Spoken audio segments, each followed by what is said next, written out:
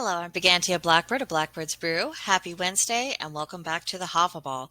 Today we are going to look at verse 48, and we will begin, as we always do, by examining three different translations. First translation.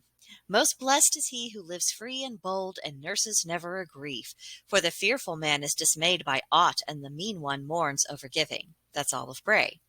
Second translation. The generous and bold have the best lives, are seldom beset by cares, but the base man sees bogies everywhere, and the miser pines for presents. W. H. Auden and P. B. Taylor. Third translation. Be friendly, be brave if you're challenged, but don't nurture a grudge for too long. That's the way of your life, not on worrying, not on shirking your responsibilities. That, of course, is The Cowboy Havamal by Dr. Jackson Crawford. We've had quite a contrast to examine in this verse, one that hits home for people.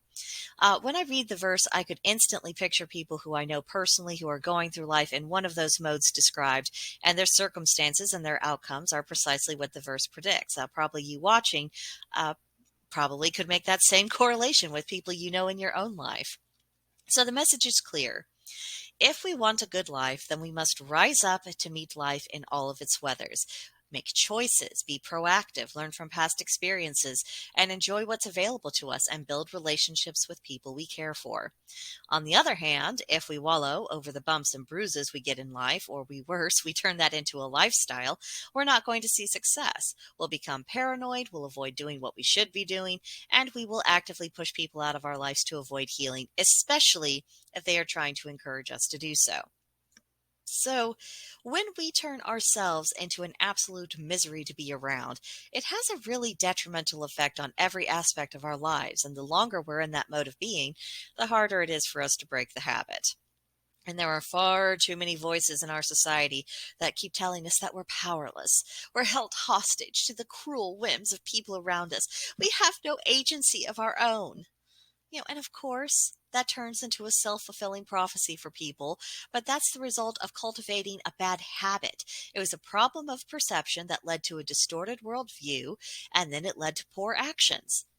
It's something we can change. It's not just this, immovable reality of life.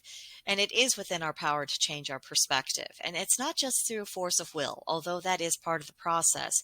It's about challenging our own assumptions and being willing to look at things through fresh eyes and being persistent about it and looking for rational and logical reasons to adopt a different mindset. If we allow ourselves to look past the doom and the gloom, we will find that. I mean, naturally it doesn't happen overnight, but it's within a person's individual power. It's just a question of how much does that mean to them? How much do they desire to cultivate a fulfilling and meaningful life? Are they willing to work for it? Are they willing to be honest with themselves and about how much effort they're actually putting into it, and realizing that perhaps they could afford to invest a little bit more? But the beautiful thing about this verse is that it invites us to take stock and then to take appropriate action based upon what we see in ourselves. We can decide how we will conduct ourselves going forward.